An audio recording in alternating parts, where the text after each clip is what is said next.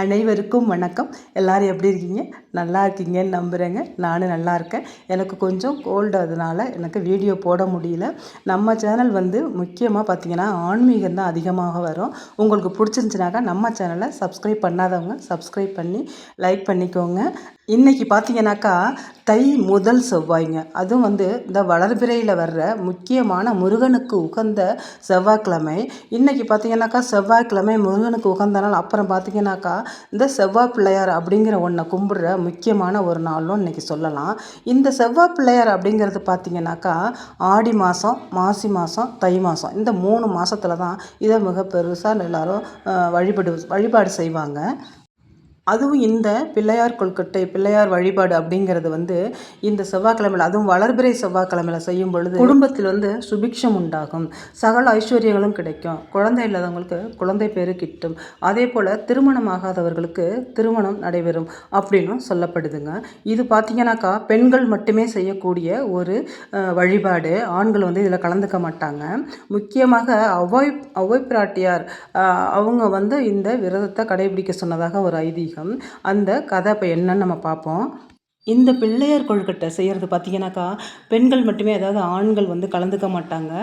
ஆண்கள் தூங்கின பிறகு நள்ளிரவில் பெண்கள் மட்டும் வீட்டிலேருந்து அரிசி, தேங்காய் எல்லாம் எடுத்துகிட்டு போய் ஒரே வீட்டில் வச்சு அவங்க இந்த அரிசியை வந்து இடித்து உப்பு இல்லாமல், தேங்காய் துருவி போட்டு உப்பு இல்லாமல் அவிச்சு அவங்கவுங்க எடுத்துகிட்டு வந்த அரிசிக்கு உள்ள மாவை கொழுக்கட்டை செஞ்சு அவங்கவுங்கள்ட்ட கொடுத்து அவங்க அங்கேயே சாப்பிட்றது ஐதீகம். இது வந்து ஆண்களுக்கு இந்த கொழுக்கட்டையை கொடுக்க மாட்டாங்க. இது ஆண்கள் சாப்பிடக்கூடாது அப்படிங்கிறது ஒரு ஐதீகம் இருக்குங்க. அது ஆண்கள் சாப்பிட்டாக்கா கால் கையில் சத்து இல்லாமல் போகும், அவங்களுக்கு வந்து ஒரு நல்லது இருக்காது அப்படிங்கிற மாதிரியும் சொல்லப்படுது. இந்த தை செவ்வாய்க்கிழமையில் விரதம் இருந்து இந்த வழிபாட்டை, அதாவது இந்த பிள்ளையார் கொழுக்கட்டை செய்கிறது நள்ளிரவில் செய்கிறோம்ல, இந்த வழிபாடை செய்கிறதுனால பார்த்திங்கனாக்கா அத்தனை ஐஸ்வர்யங்களும் நம்மளை தேடி வரும் அப்படின்னு சொல்லப்படுதுங்க.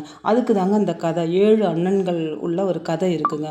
அது என்னன்னு பார்த்திங்கனாக்கா, ஒரு குடும்பத்தில் பார்த்திங்கன்னா 7 அண்ணன்கள் இருந்திருக்காங்க. அவங்களுக்கு ஒரே ஒரு தங்கச்சி தான். அவங்க வந்து குடும்பம் வந்து ரொம்ப ஒரு வறுமையில் இருந்திருக்கு. அண்ணன்கள் சம்பாரித்து கொண்டு வந்து கொஞ்சோண்டு நெல்லை போட்டு அவங்க குத்தி தான் அப்போ எல்லாம் வந்து உலையில் அரிசியை எடுத்து போடுவாங்க. அவங்க குத்துறப்ப பார்த்திங்கனாக்கா வெறும் பூமியாகவே வந்துட்டு இருந்துச்சான். அதில் அரிசியே கிடைக்கவே இல்லையா. அந்த சமயத்தில் தான் ஔவை நாச்சியார் வந்து வாசலில் வந்து பிச்சை கேட்குறாங்க.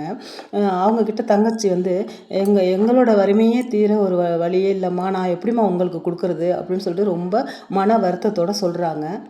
அப்போ தான் ஔவை நாச்சியார் வந்து அந்த பொண்ணுக்கிட்ட, நீ வந்து 7 அண்ணன்மார்களுக்கும் தெரியாமல் இந்த செவ்வாய்க்கிழமை விரதத்தை நடுராத்திரியில் நீ விரதம் இருந்து இந்த பிள்ளையார் கொழுக்கட்டை செஞ்சு வழிபாடு செய்யி, உனக்கு வந்து சகல ஐஸ்வர்யங்களும் கிடைக்கும் அப்படின்னு சொல்லிட்டு போயிடுறாங்க.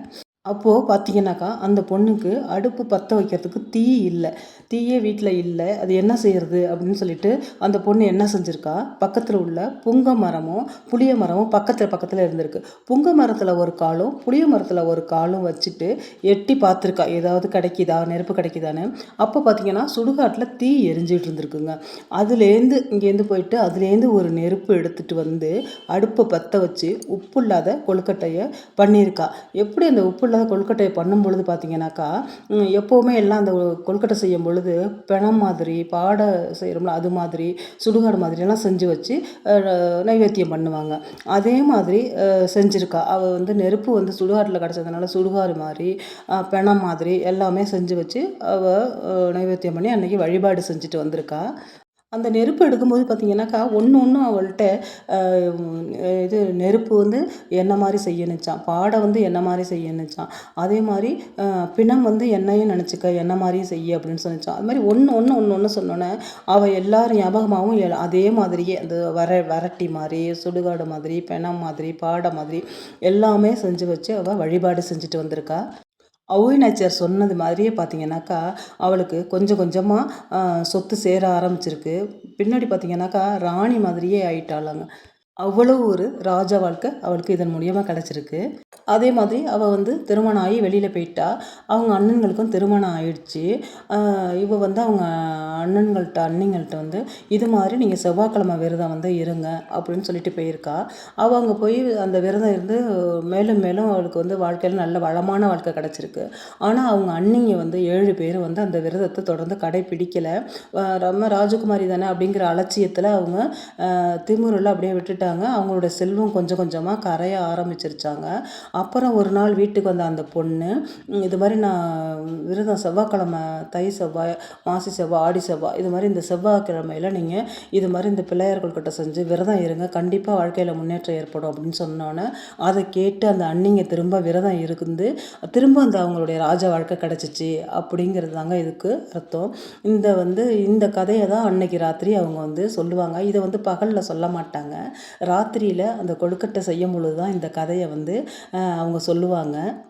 அன்னைக்கு அவிச்சு கொடுக்குற அந்த பிள்ளையார் கொழுக்கட்டைக்கு பார்த்தீங்கன்னாக்கா, உப்பு இல்லாத அந்த கொழுக்கட்டைக்கு பார்த்தீங்கன்னாக்கா, அவ்வளோ ஒரு ருசி, அவ்வளோ ஒரு டேஸ்ட்டாக இருக்குங்க. அதனால் முடிஞ்சவங்க கண்டிப்பாக இன்றைக்கி செவ்வாய்க்கிழமை அன்னைக்கு இந்த விரதத்தை தொடங்குங்க. நீங்கள் ஒரு செவ்வாய்க்கிழமையும் கூட நீங்கள் இந்த வழிபாடை செய்யலாம். முடியாதவங்க ஏதாவது ஒரு செவ்வாய்க்கிழமையில் இந்த வழிபாட்டை செஞ்சுட்டு வாங்க. கண்டிப்பாக உங்களோட வாழ்க்கையில் நல்ல வளமான வாழ்க்கையாக உங்களுக்கு கிடைக்கும். மேலும் மேலும் முன்னேற்றம் ஏற்படும். பணவரவுக்கு தட்டுப்பாடே இருக்காது. குழந்தை பாக்கியம் கண்டிப்பாக கிடைக்குங்க. திருமணம் நடைபெறாதவங்களுக்கு கண்டிப்பாக திருமண வைபவம் நடக்கும். அதனால் நம்பிக்கையோடு இந்த விரதத்தை மேற்கொள்ளுங்க. நல்லதே நடக்கும். இந்த வீடியோ உங்களுக்கு பிடிச்சிருந்துச்சுனாக்கா நம்ம சேனலை சப்ஸ்கிரைப் பண்ணி லைக் பண்ணிக்கோங்க.